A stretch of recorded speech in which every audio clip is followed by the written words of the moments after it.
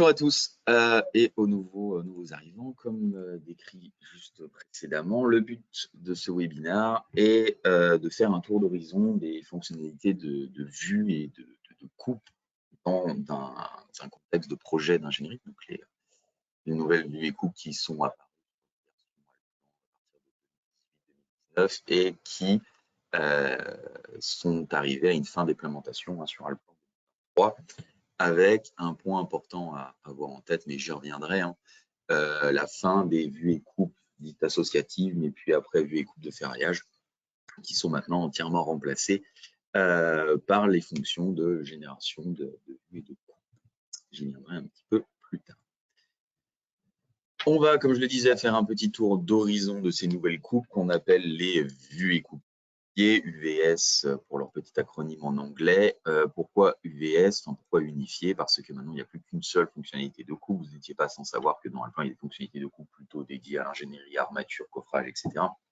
Et des fonctionnalités de coupe plutôt dédiées à l'architecture.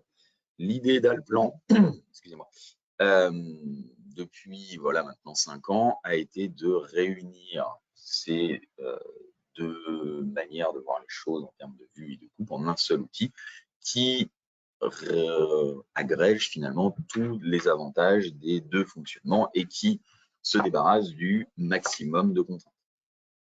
Donc on va revoir ensemble le fonctionnement de toutes ces petites nouveautés également sur la version 2023 pour ceux qui sont déjà passés sur ces nouvelles vues et coupes. On refera un tour également sur les élévations développées, une fonction de coupe d'élévation développée qui existe dans Alplan, dans un cadre d'ouvrage d'art le plus souvent, mais pas que, c'est aussi quelque chose d'assez intéressant. Et on terminera par quelque chose que j'ai déjà abordé en webinaire, mais ce sera l'occasion de refaire un petit cure de rappel. Un des points intéressants également avec les nouvelles fonctionnalités de coupe, ce nouveau moteur, c'est la possibilité de le piloter, de le contrôler via notre API Python, que ce soit en visual scripting, en script classique, etc. Vous avez peut-être vu des fonctionnalités de ferrage automatique avec génération, ensuite des vues, des coupes. Ça, c'est des choses qui sont maintenant possibles, qui ne l'étaient pas forcément avant d'avoir remplacé ce moteur de vue et de coupe. Une petite diapositive, après on ira directement sur Alplan jusqu'au bout quasiment, mais un petit rappel pour celles et ceux qui vont faire le saut vers ces nouvelles vues et coupes. On a beaucoup d'avantages. Vous me direz que c'est peut-être pas partial ma manière de présenter les choses, mais on a beaucoup plus d'avantages sur les vues et coupes unifiées que de conserver un workflow sur des coupes associatives ou de ferraillage. Pourquoi? Parce que le point dur finalement qui existait sur ces vues et coupes de ferraillage, c'était la création de liens, les calques, desquels finalement on venait récupérer les informations pour faire nos coupes. Ces liens-là nous bloquaient un certain nombre de choses. Typiquement, les copier-coller devenaient complexes, où ça refaisait des liens qui ensuite fallait venir les défaire, sinon ça faisait des liens et des liens et des liens, et on se retrouvait avec finalement tous les calques liés et une maquette qui se retrouvait quasiment verrouillée dans la modification, le déplacement des objets, etc. Et d'autant plus que certaines choses n'étaient pas possibles, comme déplacer le tracé de coupe sans déplacer la coupe, déplacer l'objet sans déplacer les coupes avec, etc. Tout ça, c'était des choses qui étaient complexes, pas impossibles, on avait les moyens de contourner, bien sûr, mais c'était très lourd à cause de ce lien-là. En cassant ce lien, en ayant quelque chose de plus souple, basé plus sur le fonctionnement des coupes archi qu'on faisait sur la partie droite de la structure de bâtiment, on a réussi à mettre en place quelque chose de plus souple à l'utilisation, de plus facile finalement au quotidien dans la gestion de beaucoup d'interactions. Deuxième point important, qui était un point compliqué pour certains projets d'envergure, on va dire travail collaboratif, donc généralement workgroup pour Alplan. Et dans la volonté d'Alplan d'aller sur des projets toujours de plus en plus gros, etc., le fonctionnement des coupes et vues associatives bloquait beaucoup de choses. Typiquement, il fallait toujours afficher les éléments que vous aviez dans votre coupe. Vous ne pouviez pas travailler sur une coupe sans afficher les éléments, etc. Ce qui veut dire que dans le cas d'un workgroup, vous alliez bloquer l'accès de tous ces éléments aux autres utilisateurs. Le fait de maintenant pouvoir couper avec ces nouvelles fonctionnalités sur des éléments passifs, c'est-à-dire ces calques grisés, on a vraiment quelque chose d'indispensable pour des projets d'envergure. Pour des choses plus au quotidien, le point ici de conversion dans les deux sens, on a toujours conscience dans le plan et même dans le cadre d'une maquette numérique que si on va aller chercher des détails au 5e, etc., même plus bas parfois, on va devoir ajouter finalement de la 2D, reprendre certaines choses, retravailler nos coupes avec des fonctionnalités 2D. Jusqu'à maintenant, au vieux coupe associative, si vous le faisiez, on ne pouvait plus revenir en arrière. Le rétropédalage était impossible. Contrairement à ces nouvelles V-coupes, où finalement, si vous retranscrivez, enfin projetez votre coupe en ligne et plus en objet, le retour est toujours possible. Évidemment, ce que vous avez ajouté reste d'actualité, ce que vous avez modifié revient dans l'état actuel de la mise à jour, et ce que vous avez supprimé va se remettre à jour en fonction des différents éléments. Je continue un petit peu, et c'est les points également qu'on verra ensemble. On a des modifications multiples et complexes, etc., qui n'étaient pas forcément aussi évidentes à faire avant, mais le point qui m'intéresse, enfin, que je trouve le plus intéressant, c'est le point sur les filtrages. À l'époque, le filtre était lié finalement à Allplan, à ce que vous faisiez comme paramétrage dans Allplan directement. Maintenant, ces paramétrages sont liés dans la coupe, c'est-à-dire que vous pouvez filtrer des calques, vous pouvez filtrer les layers, vous pouvez filtrer un certain nombre de choses, ce qui font que finalement, chaque coupe différente est d'ailleurs générée de manière multiple. C'est un peu le cas qui est en bas ici. À l'époque, c'était un tracé, un résultat. Vous ne pouviez pas, à partir du même tracé, aller chercher différentes représentations, différentes choses, etc. Ce qui nécessitait de refaire, par exemple, pour le coffrage et l'armature, de nouveaux tracés, parce que finalement, on avait des filtres qui n'étaient pas déconnectés de la représentation que vous avez décidé d'avoir à l'écran. J'essaye ici de vous donner le maximum d'informations et le maximum d'arguments finalement sur ces nouvelles vues et coupes. Et d'un point de vue purement personnel, je pense vraiment qu'on a apporté beaucoup plus d'aisance dans ces outils et qu'on a levé un certain nombre de points. Je vais basculer sur Allplan et refaire le tour un petit peu de tout le fonctionnement de ces éléments. On n'est pas dans le cadre d'une formation, hein, donc je vais aller assez vite et plutôt sur des résultats que sur des paramétrages à la case près. Mais si vous avez des questions, je me ferai un plaisir d'y répondre un petit peu plus loin. Et également, on fera un petit tour du côté des nouveautés pour celles et ceux qui les ont déjà utilisés sur la version 2022, voire même sur la version 2023, avec des fonctionnalités de cotation automatique qui reviennent finalement. La possibilité de sélectionner sur place, assez intéressant. Le format qu'on a amélioré et également maintenant la représentation des inserts. C'est ce que je vous disais un petit peu plus tôt, c'est que maintenant, vraiment, on peut dire que la transition est terminée sur cette version Allplan 2023. On a ajouté des choses sur les versions successives depuis Allplan 2010 et on a terminé vraiment cette transition sur Allplan 2023. Concrètement, j'ai ici un exemple voilà, de bâtiments industriels, mais on fera le tour de différents types de bâtiments et d'ouvrages. Nos fonctionnalités de coupe se trouvent à cet endroit-là, et de toute façon, maintenant, dans Allplan 2023, ne cherchez plus les vues coupes associatives, elles ne sont plus effectives, à l'exception de certaines choses qu'on a conservées, notamment dans les plans d'éléments pour Allplan, plan bar, mais c'est Allplan précasse, pardon, c'est une exception. Vous ne pourrez pas les utiliser autre que dans un cadre d'Allplan précasse. Vous avez deux fonctionnalités, générer une coupe, générer une vue. On a, comme je le disais, unifié les deux mondes. Donc, des manières de saisir la coupe, on en retrouve deux. En étendu, vous allez être sur des habitudes très proches, voire copier-coller de ce qu'on avait sur les vues et coupes associatives. En simple, on est plutôt sur la saisie qu'on avait sur les vues et coupes archi. C'est pour ça qu'on a les deux ici. On va voir que les deux, finalement, au-delà de l'aspect philosophique de comment on projette les choses, comment on voit les choses, on a des possibilités qui vont s'adapter aux besoins de chacun. C'est ça qui est intéressant, même si finalement le résultat est souvent identique. Avec étendu, on verra qu'on peut aller un petit peu plus loin et générer certains types de coupes qu'avec simple, je ne serais pas capable de faire. Mais dans la logique principale, on est là-dessus. Simple, c'est finalement la logique la plus, pas basique, mais intuitive, dans le sens où vous dessinez le tracé de coupe et ensuite vous allez donner la profondeur et l'orientation. En termes de saisie, c'est ce qu'on faisait plutôt sur une démarche archi. On a vraiment quelque chose d'assez logique. On récupère ici automatiquement un résultat que vous allez pouvoir placer dans votre espace de travail. Les éléments que vous êtes en train de faire se positionnent dans le calque dans lequel vous êtes, sauf si vous décidez d'aller ici enregistrer le résultat dans un autre calque, ce qui est entièrement possible. Mon tracé et mon résultat sont au même endroit. Moi, je vais rester dans cette démarche-là, mais vous pourriez aller chercher autre chose. Vous avez, avant de poser le résultat, différentes possibilités. Vous allez avoir ici de la notation, vous allez avoir la possibilité de gérer le format, mais ça, j'y reviendrai ici. Vous avez ici peut-être remarqué, pour les plus attentifs, que j'avais dessiné une trame en 3D. Notre vue ici va récupérer cette trame. C'est-à-dire qu'ici, il me propose de projeter ma trame, soit en partant du bas, soit en partant du haut. J'ai la possibilité de définir des décalages, etc. Mais je vais avoir bien ici la trame qui va se projeter directement dans mon résultat. On est toujours dans une démarche d'espace de travail, donc finalement, toutes les vues et coupes que vous allez réaliser, vous les placez et vous les organisez directement dans notre espace ici de travail. Alors, ça, le principe général.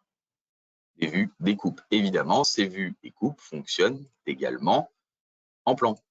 Vous allez simplement régler ici l'orientation depuis les éléments. Donc ici, si je veux récupérer une vue en plan de cet élément, voilà, de mon élément ici, j'ai pris une vue de dessus parce que je pars du principe que je suis en train de faire mes fondations. Et sur le même principe, je suis capable de projeter les axes également dans mes vues et coupes horizontales. Et j'ai ici la projection de mon élément que je vais pouvoir venir coter, annoter, etc. Mais bien évidemment, tous nos tracés de coupe restent accessibles directement ici, que ce soit en plan ou en élévation. Donc ici, vous allez pouvoir dire, si je veux m'intéresser simplement à ma partie de fondation, je peux reprendre, je peux déplacer les coupes. Tout ça, c'est des choses qu'on est capable. Mais ce que j'allais dire, ce qui est dans un certain cas intéressant, c'est que je peux, si je le souhaite, régénérer ma coupe. Ici, si je relance mon élément, simplement échappe, j'ai la possibilité de venir régénérer n'importe quelle coupe que j'ai déjà faite. Ne serait-ce que parce que je souhaite ici avoir une représentation différente. Donc, typiquement, cette vue-là, je pourrais lui dire, bah, tiens, finalement, je veux quelque chose de texturé. Et je vais avoir quelque chose avec la représentation de mes textures, etc. Je vais avoir plusieurs tracés avec des représentations différentes et je vais venir un petit peu après avec des filtres différents. Si j'avance un petit peu, ici j'ai dit qu'on avait pas de mais nos connaissances un petit peu, je m'en excuse.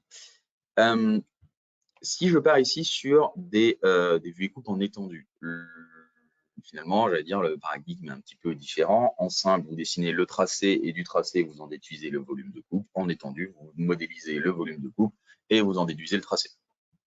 C'est ça que j'allais dire, c'est une vision philosophique des choses. Donc ici, je fais mon volume de coupe et je vais ensuite définir comment je le regarde.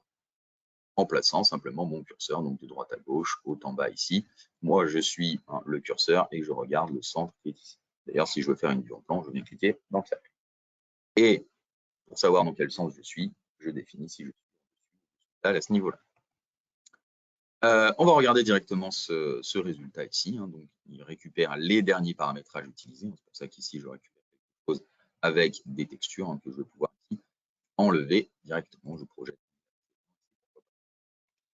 Si vous souhaitez aller sur les éléments en libre, finalement, qu'on ne serait pas capable de faire. Je vous ferai un exemple avec rabattu tout à l'heure sur.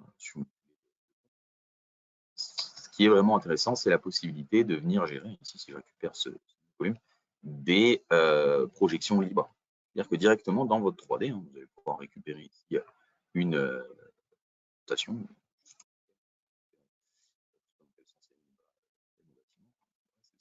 Je récupère cette orientation-là, et si je clique, automatiquement, il va me générer la vue 3D en récupérant le volume que j'ai sélectionné avec la représentation des. Donc, dans les saisies, ici, je fais, vous allez me dire, que des rectangles tout le temps, mais c'est aussi une des forces d'avoir ici cette fonction libre où vous allez pouvoir vraiment aller chercher des volumétries beaucoup plus complexes qu'avec simple. Ici, mon volume de coupe, si je veux faire cette espèce d'escalier avec un retour ici, directement en et je vais regarder avec cette projection-là, directement, hein, vous avez bien quelque chose, hein, le découper ici et les différentes projections. C'est pas pertinent comme exemple. Je récupère ici mes vues et coupes. D'ailleurs, petite chose, sur l'occasion d'en parler, supprimer le résultat ne supprime pas votre tracé de coupe, c'est ce que je disais. Régénérer les éléments, ça aussi c'est quelque chose qui n'est pas important.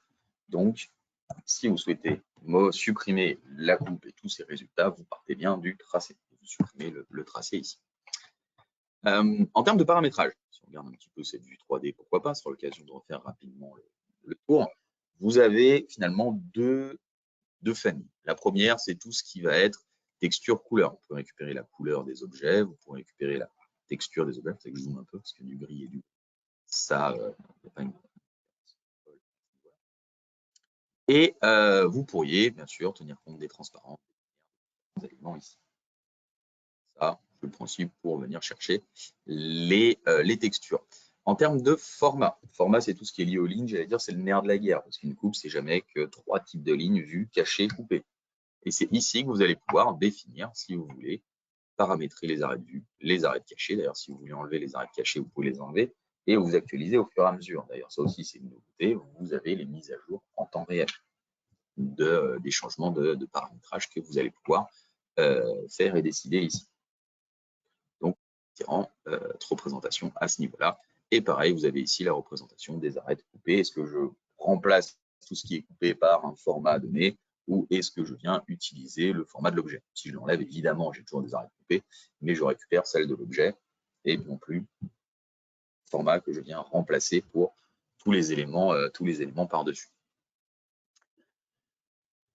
Dernier onglet, j'y passe rapidement, tout ce qui est lié au second œuvre, pour celles et ceux qui en représentent, ça arrive dans certaines maquettes d'ingénierie, c'est assez rare quand même, je ne vais pas épiloguer dessus, mais on peut représenter tous les éléments, les couches, les éléments couche par couche, les éléments muraux, pardon, soit le détail des couches, soit toutes les couches, etc. Faut-il encore avoir dessiné du second œuvre pour jouer sur ces différentes options? Donc, vous les aurez en tête, ça permet de voir ce qu'on est capable de faire à ce niveau-là. Clairement. Petit point important également, vous voyez ici tous ces volumes de coupe.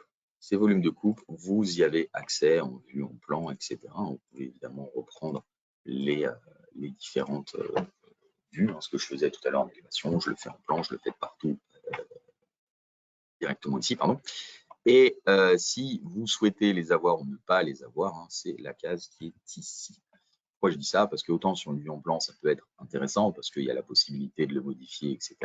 Sur des isométries comme ça, je ne peux que vous conseiller de ne pas le représenter pour avoir quelque chose de moins finalement de place. Le plan directement va recentrer le cadre à sa dimension, j'allais dire minimale. Si on s'intéressait un petit peu au filtre, typiquement ici, vous vous doutez bien que quelque part existe ma charpente métallique qui vient dessus. Je le sais, parce que, entre autres, maquette, mais c'est pas ça le sujet. Directement ici, si on parle des filtres, c'est le point important, je disais que les filtres et la notion de filtre et d'éléments que la coupe va solliciter sont maintenant liés à la coupe. Vous n'avez pas besoin d'être. La coupe elle-même est capable de venir, enfin le tracé de coupe, pardon, est capable de venir interroger toute votre maquette. Donc, finalement, il a accès à vos calques, il a accès à vos layers. Pardon. Donc, s'il y a accès, vous pouvez définir ce que vous voulez. Ici, je vais récupérer mes éléments et si finalement je veux voir ma structure métallique, je vais récupérer ma structure métallique directement dans ma coupe. Et je ne suis pas obligé de la solliciter en 3D ici, ce qui rend les choses aussi beaucoup plus légères. Je ne suis pas obligé de tout afficher. Ici, évidemment, si je veux modifier les éléments, modifier le poteau, il faut que le poteau soit affiché. Donc là, je double-clique dessus, je peux le modifier. Je ne pourrais pas modifier ces éléments. Je ne les ai pas affichés dans le modèle. Mais ici, si je souhaite modifier mon coffrage en visualisant mes éléments, je peux obligé tout le modèle systématiquement.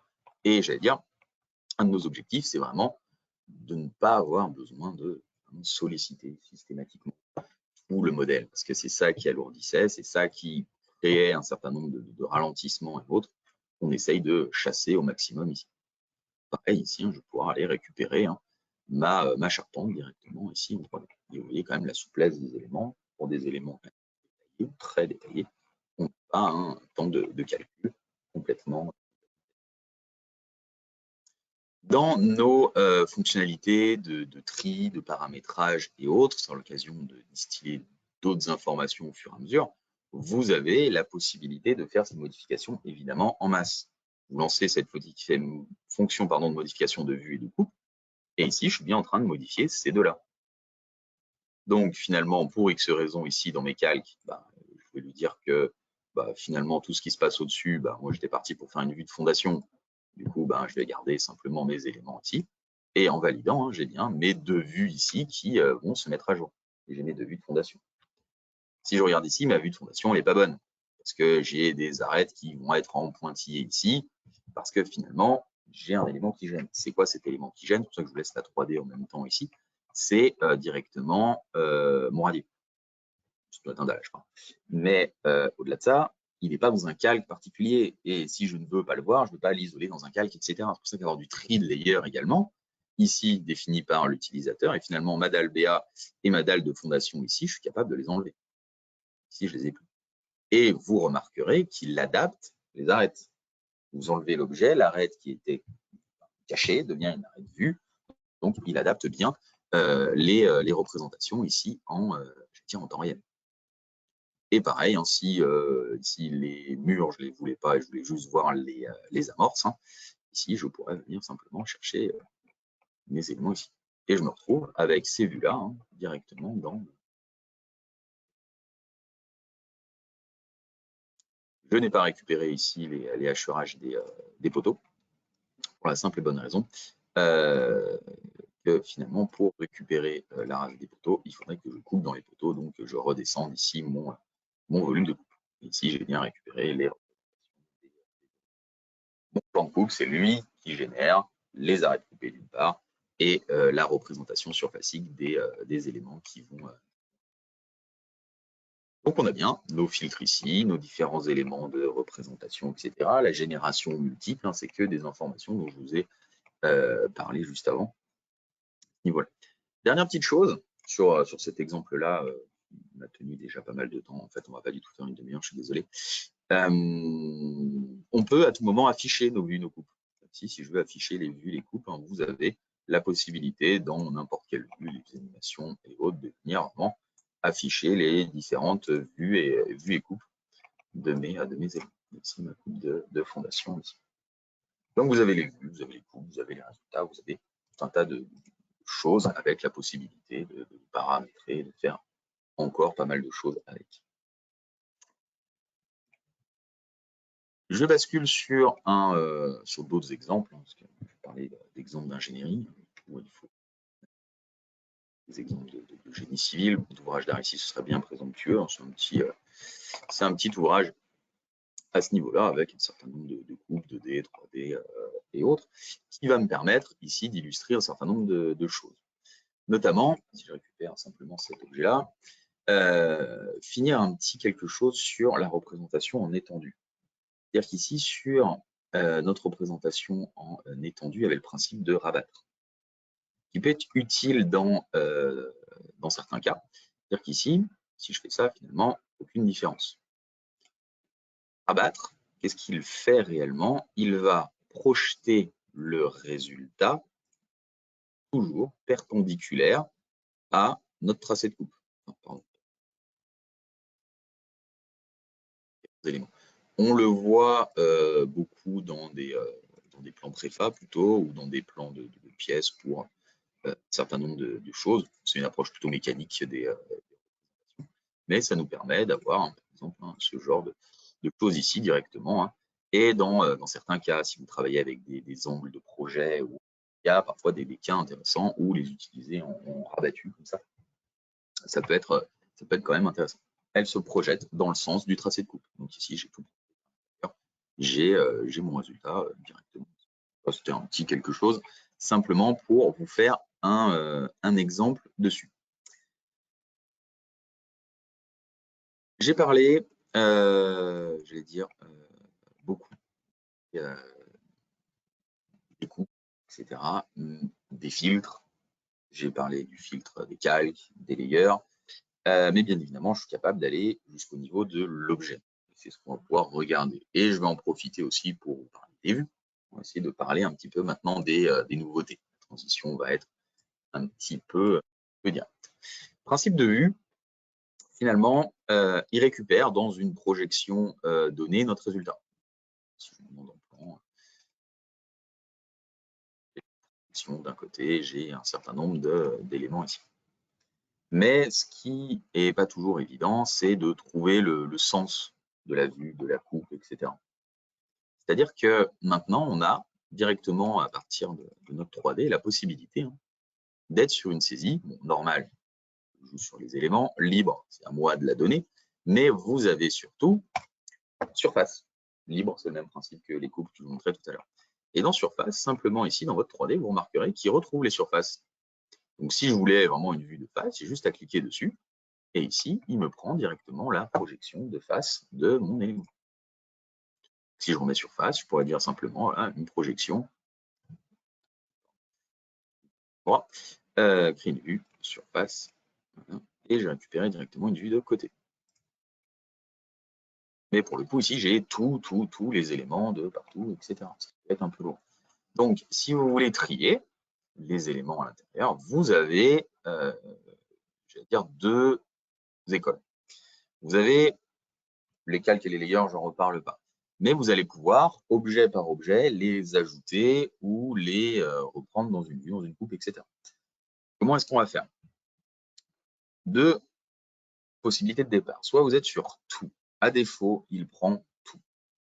Et vous allez sélectionner pour la vue les éléments que vous voulez enlever. Par exemple, j'ai pas envie de voir ça, j'ai pas envie de voir ça. Donc, si je ne mets pas en sélection, il ne va pas être content. Ça, j'ai pas envie de voir ça, je peux pas, voilà, j'ai pas envie de voir ces éléments, mais finalement ce mur-là, je le veux, ça je le veux pas, ça je le veux pas, etc. Vous validez, vous appliquez, et tous ces éléments-là ont disparu de la vue. Vous sélectionnez ce que vous ne voulez pas voir. Mais par exemple, si je voulais conserver que ce voile ici sur le côté, directement, je remets tout le monde, cliquez, je mets les éléments ici. Vous pourriez partir de sélectionner. Donc finalement, je sélectionne ici et je ne veux conserver que ça. Je valide, j'applique et je n'ai directement que ça. Donc ça dépend de ce que vous voulez faire. Si vous voulez travailler, isoler un objet rapidement, etc., en combinant ce que je vous ai montré là, surface et élément, vous cliquez sur l'objet, il s'oriente en fonction de la surface que vous avez récupérée de cet objet-là et vous le sélectionnez. Et finalement, vous allez isoler extrêmement rapidement des éléments, des informations, etc. Donc si on le refait ici, j'allais dire de manière globale, vous allez simplement chercher ici créer une vue. Vous mettez bien sûr sélectionner surface. Pour récupérer la surface de ce voile, sélectionner, je veux que le voile. Et ici, j'ai bien la surface que de ce voile. Vous avez isolé à la fois la représentation, la surface, etc. Donc ça, c'est, j'allais dire, plutôt intéressant. En termes de nouveautés. Si j'avance un petit peu sur les différentes nouveautés, etc., on va rebasculer sur des exemples plutôt timons. Ce ne sera pas chose. Il y a deux choses dont je vous ai parlé que j'ai pas encore réellement illustré. Il y avait le côté réversible de D3D. La dernière partie des filtres, après on aura fait le tour d'ailleurs des filtres, c'était la dernière case qui me restait ici, je vous ai parlé de tous ces éléments-là. Finalement, vous pouvez à tout moment enlever la mise à jour automatique. Finalement, l'associativité entre le modèle et vos coupes existe toujours. Vous ne pouvez pas la casser. Mais c'est la mise à jour en temps réel entre les deux que vous avez enlevé. C'est-à-dire qu'ici, je n'ai plus accès à mes objets, comme tout à l'heure, quand je double-cliquais, j'avais accès au poteau. Ici, j'ai accès à des lignes. Et pour X raisons, si je voulais faire des modifications, vous êtes capable de modifier des éléments. Ici, ajouter simplement une ligne pour représenter le niveau fini, etc. Et de reprendre, remodifier des objets. Ici, vous ajoutez des éléments, vous reprenez.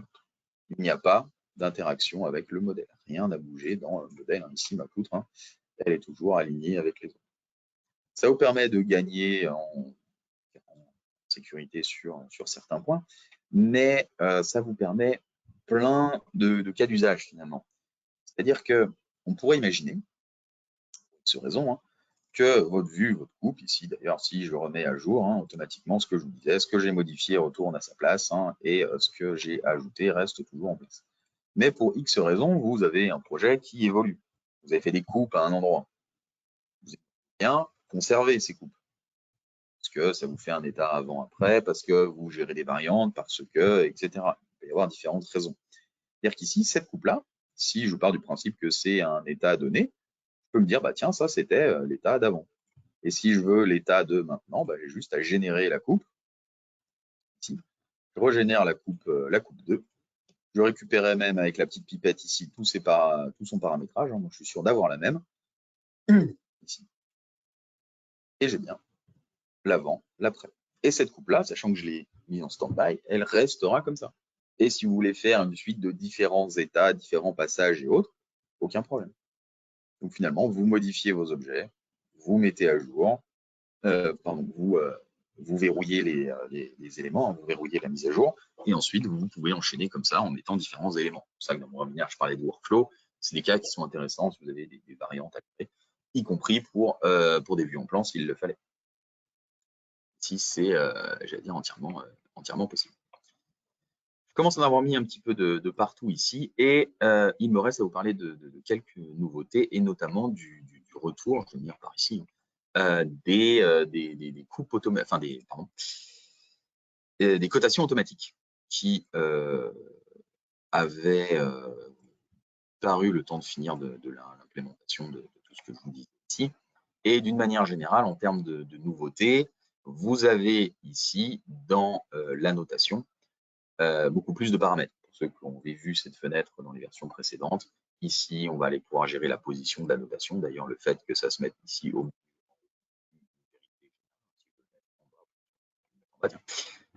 ici, en haut, en bas, etc. Vous définissez les tailles. Vous avez également la possibilité de gérer tous les paramètres du gras, de l'italique, aussi les interlignes, etc., qui étaient des choses qui nous étaient demandées. Hein. On ne gérerait pas directement. Bien joué moi-même, je suis parti trop vite, mais c'est pas grave. Si vous faites un échappe, vous pouvez régénérer votre coupe à tout moment. Pardon, c'était pas format dont je vous parlais, c'était bien de annotation. Ce qui m'intéressait dans annotation, c'est le retour de cette partie de cotation. On avait la cotation automatique d'armature qui était revenue. Ça, c'était revenu en premier, hein, parce que c'était nécessaire. Mais on va avoir la possibilité de définir ici une cotation automatique. On le voit d'ailleurs dans la preview ici, AB, hein, il va coter directement à ce niveau-là. Que ce soit en altimétrique, en code de niveau, ou en code linéaire ici. Je vous épargne tous les paramètres ici, évidemment, si vous avez des questions. Ce qui est intéressant, c'est de retrouver ici les différents éléments qu'on est capable d'annoter. Ici, je peux en avoir beaucoup, je ne vais évidemment pas tous les mettre. De toute façon, je n'ai pas d'éléments de préfa. Je pourrais lui demander de coter mes axes, pourquoi pas. Cotation des poteaux, oui, j'en ai. Les ouvertures, j'en ai pas réellement, mais je peux toujours lui demander. La cotation des éléments 3D d'architecture, qui va prendre tout de manière un peu, j'allais dire, un peu indifférenciée. Cascade mosaïque, pour savoir s'il en met partout, seulement en haut, en bas, etc. On a ces paramètres qui sont ici. OK. Et automatiquement, dès que je vais poser mon élément, il va me générer directement mes éléments de notation ici. Bah, il a coté la poutre, il a coté les différents éléments, etc. Je la repasse en associatif, pardon, j'ai oublié. Hop, donc ici, j'ai cette vue directement et ma cotation va se mettre à jour en fonction de ce que je vais faire. Ça fonctionne également si j'étais parti ici sur une vue en plan. Si je fais la vue en plan de cet élément-là, hein, pareil, je lui ai demandé de mettre des cotes. Hein, maintenant, du coup, il va coter. Vous allez me dire qu'il y a beaucoup de choses ici, effectivement, parce qu'il y a des poutres, etc. Et c'est ici où, finalement, dans les layers, je pourrais lui dire que, finalement, moi, ce qui m'intéresse, hein, c'est principalement les fondations. Donc ça, pas la peine de coter les poteaux, pas la peine de coter mes éléments. Pardon, pas coter les poutres, pas la peine de coter les dalles. Je vais me retrouver avec quelque chose, voilà, une semelle, hein, cotée beaucoup plus proprement ici. Donc, l'importance des filtres, et également, je ne vous en ai pas forcément parlé, des favoris, évidemment. Dès que vous faites une vue, une coupe, et ici, il peut être stocké sous forme de favoris. tellement une vérité générale dans le plan que parfois on oublie de le rappeler. Et pas de panique pour ce 7 et ce 6 ici, hein, c'est des éléments de construction qui ne ressortent pas l'impression. Donc ça, c'était des choses qui nous étaient demandées et qui avaient freiné certains de passer sur ces vues et coupes, étant donné qu'on avait la possibilité de venir réaliser ces cotations automatiques. En termes de nouveautés, pardon, j'aurais dû vous en parler juste avant. Je retourne sur ce projet-là.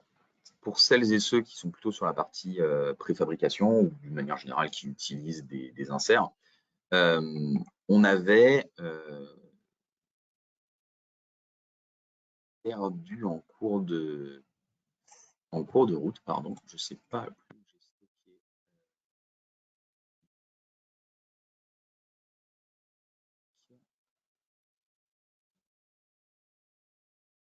C'est pas les profils métalliques que je veux, pardon.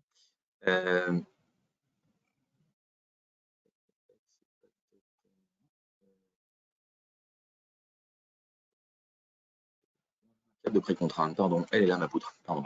Voilà, une poutre préfa. Avec, je peux mettre son armature, ma foi, pourquoi pas. On a des inserts qui sont positionnés avec l'outil de positionnement d'insert, hein, je ne reviens pas dessus, ce n'est pas le sujet aujourd'hui. On a, malheureusement, jusqu'à maintenant, on avait cette représentation-là, c'est-à-dire que pour les inserts, il reprenait la représentation directement des objets 3D tels qu'il les aurait vus. Mais vous n'êtes pas sans savoir, pour ceux qui utilisent inserts, qu'on peut définir des représentations particulières. Et on est capable maintenant, ici, hein, c'est cette case que vous voyez ici, de récupérer ce qu'on appelle les éléments sous forme filaire. C'est-à-dire qu'ici, j'ai une représentation spécifique qui a été définie dans une insert, c'est une macro à quelque chose près, où je définis des représentations par phase dessus, etc. Pour mes inserts, qui vient remplacer la vue réelle qu'elle est censée avoir. Donc ici, on a bien la possibilité d'avoir un personnage qu'elle est capable de. Et ce paramètre-là, évidemment, vous le retrouvez dans toutes les vues et coupes, évidemment, je vais faire de partout. Donc ici, je retrouve l'axe avec la petite croix, etc. Et ici, je retrouve cette représentation beaucoup plus marquée et beaucoup plus détaillée directement et surtout personnalisable. Donc ça, c'était quelque chose qui est important dans les nouveautés et qui sera plutôt intéressante à ce niveau-là. Je vous parle d'un dernier point. Je pense que peut-être je devance des questions, c'est peut-être un petit peu le but. J'ai beaucoup parlé de fluidité et de notre travail justement à vouloir fluidifier les différents échanges. Ici, j'ai toutes mes vues, mes coupes qui sont ici. Et certains trouveront que si je bascule ici en mise en page, on aurait des lenteurs. Vous avez peut-être des lenteurs, vous avez peut-être un certain nombre de choses. Ce n'est pas du tout mon cas, pour information. Là, je n'ai pas tout mis correctement ici. On a dans Allplan une option ici qui permet de mettre en stand-by les mises à jour automatiques de toutes les coupes. Je m'explique. Quand vous êtes dans le plan, ici, vous êtes d'accord que si je retourne sur mes fondations et que je fais une modif, ici, cette semelle, elle ne fait plus 1 mètre, elle va faire 25.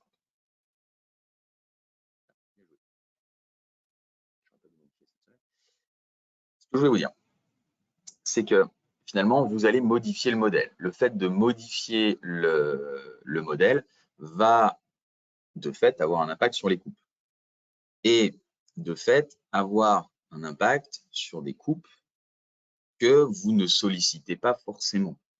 C'est-à-dire que finalement, on avait ce problème chez nos collègues architectes, plus qu'en ingénierie, qui avaient l'habitude de faire des coupes sur tout le bâtiment. Ici, je vais refaire mes modifs. Ici, vérifier que le modèle marche bien. On va dire que c'est la faute du live. Je modifie mon élément et finalement, si je passe en mise en page, il me dit que mon calque de coupe ici n'est plus à jour. Mais le switch a été direct. Pourquoi? Parce que ma modification, ici, a été faite, mais mes coupes ne sont pas affichées. Du coup, Alplan, il ne peut pas mettre à jour des choses qu'il ne sollicite pas. Mais lorsque vous allez basculer en mise en page, c'est là où vous vous retrouvez avec la nécessité de mettre à jour les éléments ou pas. Le problème de la mise à jour automatique, c'est qu'il met à jour automatiquement toutes les coupes. Donc, si vous en avez beaucoup, si vous avez des coupes qui font tout le bâtiment, dès que vous allez modifier un étage, cette coupe est de fait modifiée. Donc, elle se remet à jour systématiquement, etc. Et si vous n'en avez pas directement besoin, vous pouvez finalement mettre en stand-by cet élément-là. Et ça permet de squeezer ce message. Mais effectivement, ici, là, du coup, il met à jour tous mes éléments. Donc là, j'arrive, mais il a réfléchi. Donc finalement, si vous voulez, gagner en fluidité, mettez simplement en stand-by ici. Pourquoi? Parce que quand vous ferez votre modif, ici, je refais ma modif, je bascule, il me dit simplement que ce calque n'est pas à jour. C'est-à-dire, c'est pas dramatique.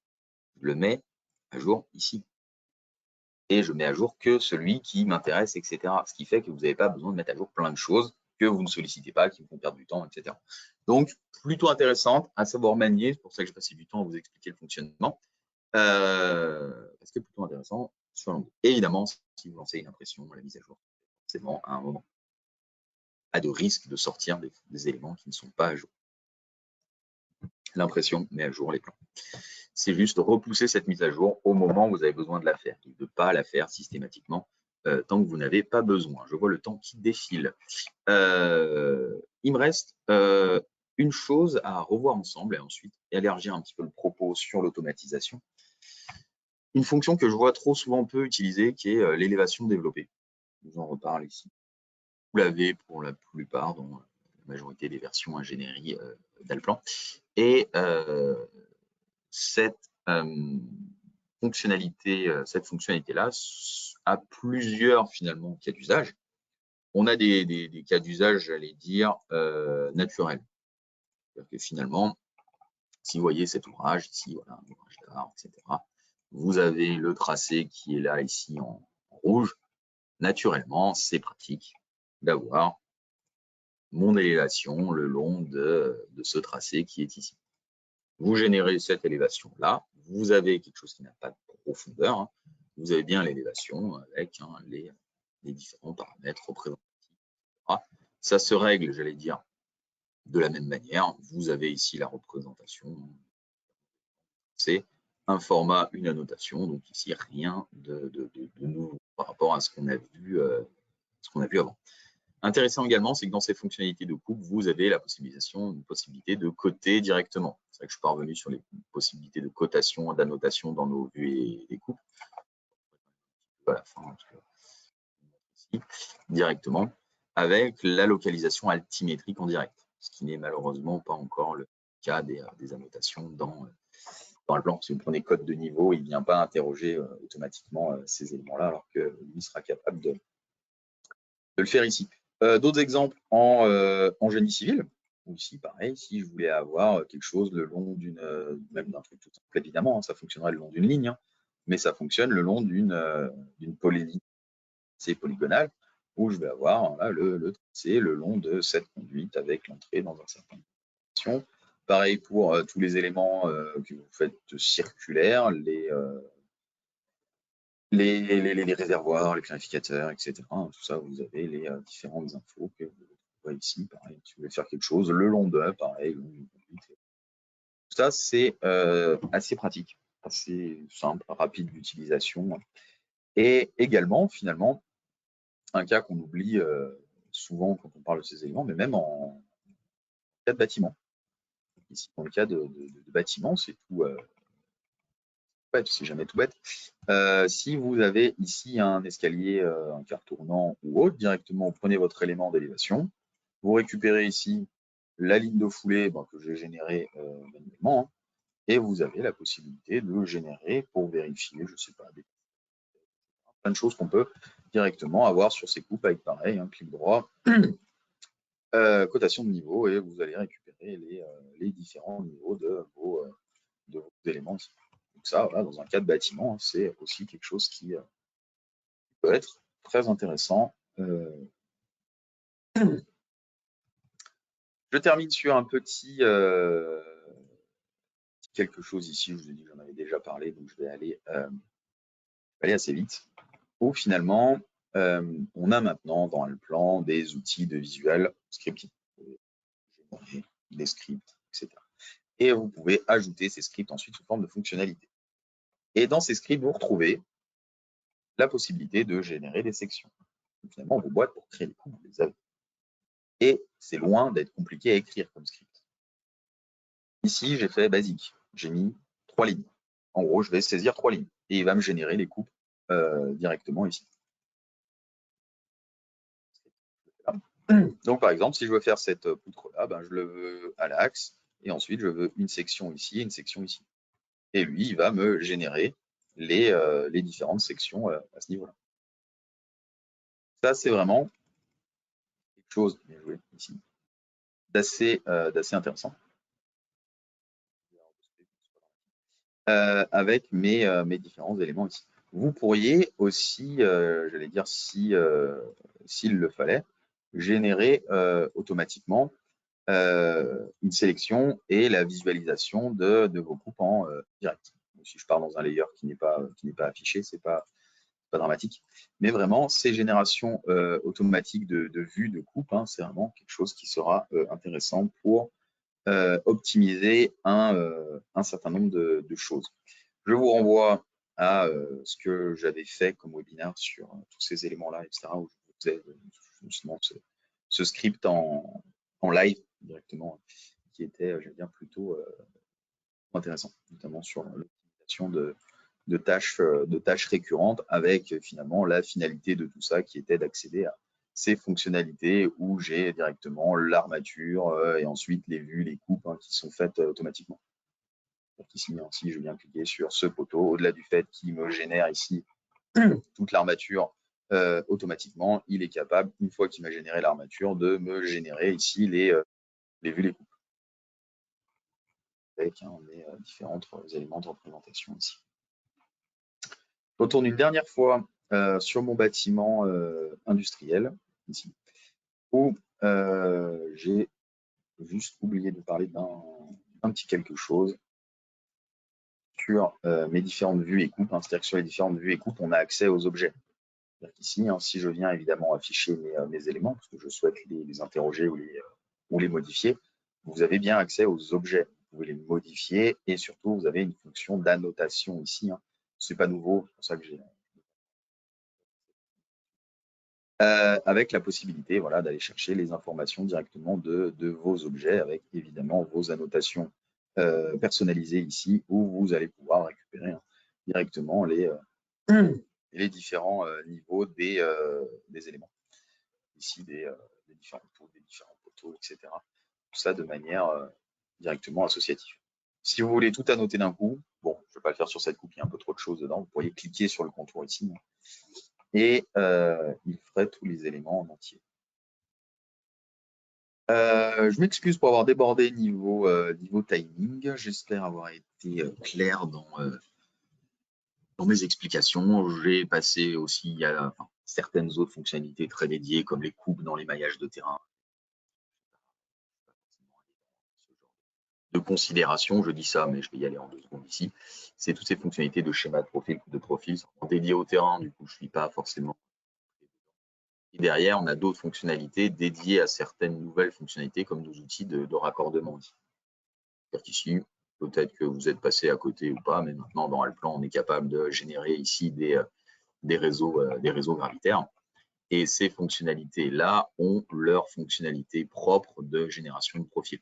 C'est pour ça qu'on a des fonctionnalités générales, mais ici, j'ai bien me générer le profil et toute la partie cotation, etc. avec ça, ce principe d'élévation développée. On a l'élévation développée que je vous ai montré, qui est le cas. Et on a des élévations développées spécifiques pour le terrain et pour ces éléments, par exemple, de canalisation. Ce qui me fera la transition vers, vraisemblablement, les prochains webinaires qui seront consacrés.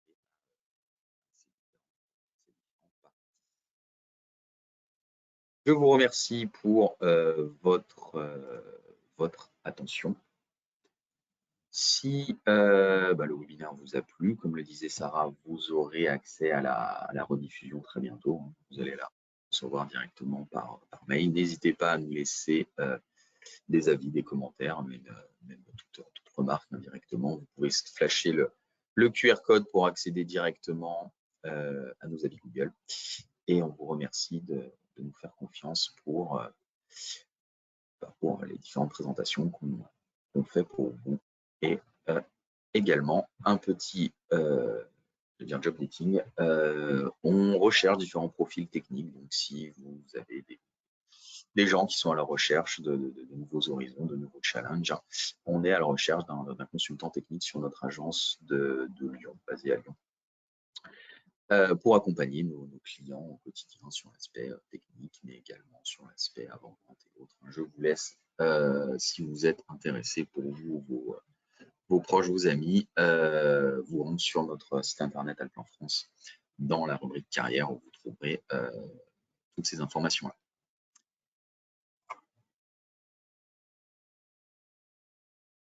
Si vous avez des questions, et si vous avez déjà eu des questions, à ce moment, Sarah va me le dire, et je vais me faire un plaisir d'y répondre.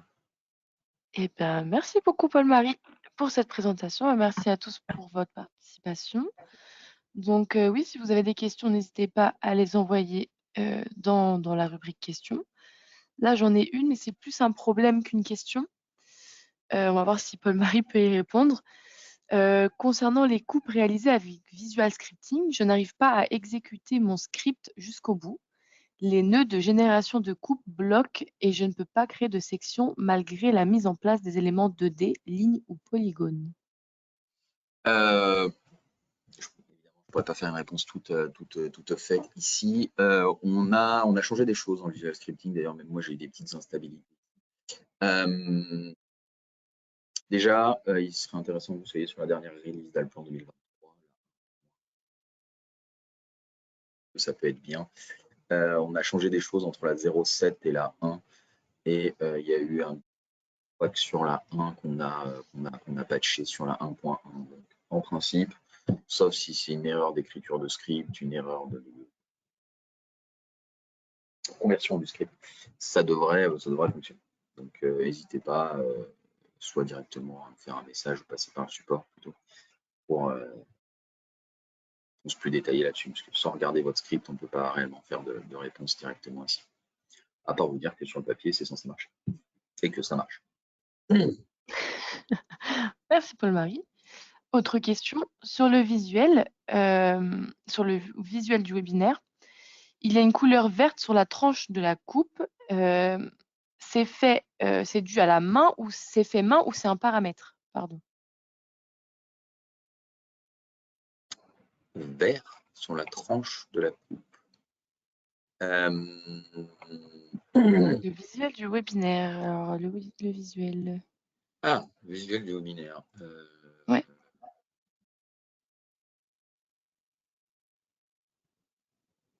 Je regardais ça de suite. Retrouverai. Il Il n'y a rien qui a été ajouté, donc c'est forcément un paramétrage de la maquette. C'est plus réellement ce qui était vert. De toute façon, ce qu'on peut récupérer ici, de toute façon, dans format, on va récupérer la représentation des objets. Donc, si vous avez mis un hachurage, vous récupérez le hachurage de l'objet. Ça, c'est le cas général. On a un cas particulier qui est celui des volumes 3D pour lequel on peut demander à Alplan de se substituer et de positionner un élément surfacique dans le cas des volumes 3D uniquement. Un élément d'architecture personnalisée n'est pas un volume 3D. Donc, d'une manière plutôt générale, si on a quelque chose au niveau de la coupe, c'est en termes de surface et autres, c'est ces éléments-là. Sur le contour, je ne sais pas forcément ce que vous entendez par contour. En termes de lignes, si c'est les lignes, bah, ça c'est toujours pareil, c'est lié aux objets. Et si basiquement c'est le contour de la coupe ici, les paramètres de ce contour de coupe, hein, le volume de coupe, lui, il apparaît en construction d'aide. Chez moi, on est sur la couleur 15, hein, question d'habitude parce que je suis sur fond gris. Et dans vue et coupe, c'est ici que vous définissez la couleur du cadre, le cadre qu'on voit ici. Celui-là, il est défini ici. D'ailleurs, son décalage par rapport aux objets ici, hein, c'est cette valeur. C'est ce que je peux vous dire. Pas le visuel. Alors oui, mais c'est le visuel qui est sur, sur LinkedIn. Donc, je viens de le regarder. Effectivement, pour moi, c'est l'orientation. Je sais pas si je peux comment te le montrer, mais Je suis en train de regarder en c'est le. parallèle, mais tu peux me faire une autre question, j'y reviendrai. Je l'ai. Alors, est-ce qu'il y a d'autres questions? Ça, c'est bon. Non, pour le moment, il n'y a pas d'autres questions. Ça. Non, pas celui-là. Ah, Oui, celui-là. yes. C'est le seul endroit où il y a du vert. Je pense qu'on parle de ça. Mais je pense que voilà, c'est l'orientation. Ah, ça. Oui, je pense que c'est ça. C'est le seul endroit où je vois du vert. Je sais pas. Ou alors c'est ça plutôt, hein.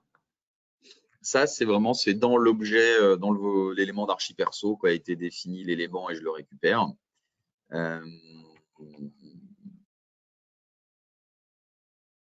Dit sur la tranche. L'élément là, je l'ai. Enfin, c'est mon curseur hein, qui est simplement là, qui me permet de Alors savoir sur la tranche de la vue ISO en bas à droite. Donc je pense que c'est oui, c'est bien l'orientation en fait. Ça doit être Y. Oui, je pense que c'est ça. comment j'arrive à voir le trièdre. Il est là, afficher le repère. Si je l'enlève, il est plus. Je l'enlève. Ok. Et il y a un paramètre qui existe qui permet de projeter ce repère dans toutes les vues, mais c'est lourdingue. Dans toutes les vues, il me reprojette un petit repère ici qui m'indique comment est ma coupe. Pareil, c'est le même, je suis bête. Pareil, j'ai tout fait pareil. Non, là, le X est dans la profondeur.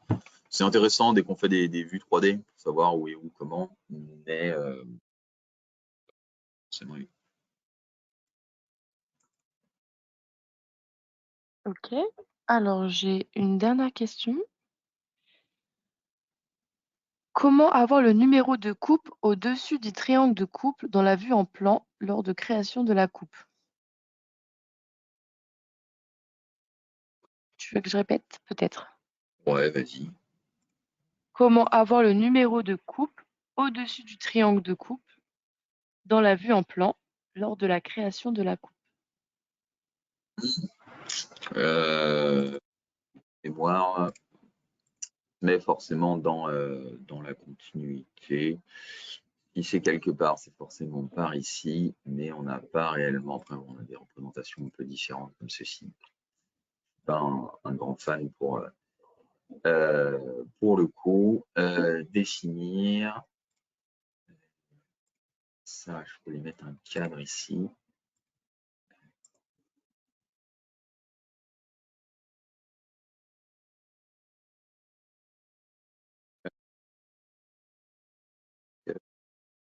Non.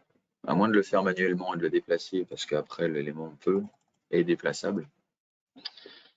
Ça c'est jouable. Mais à défaut, il se met dans la continuité ici. Je regarderai en détail, mais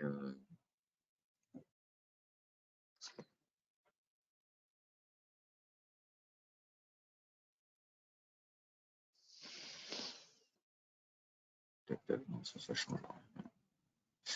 Malheureusement, à moins de le dépasser manuellement, ce qui est possible, on n'aura pas la possibilité. Si lui, il le met dans la continuité, sinon il faut jouer sur les paramètres. Il se met en face et pas au-dessus. Ok. Bon, bah merci beaucoup, Paul-Marie. Il n'y a pas d'autres questions. Merci pour cette présentation et merci à tous pour votre participation. Je vous souhaite une très belle journée et on se retrouve pour un prochain webinaire. Merci à tous. Merci à tout le monde. Au revoir. Merci, au revoir.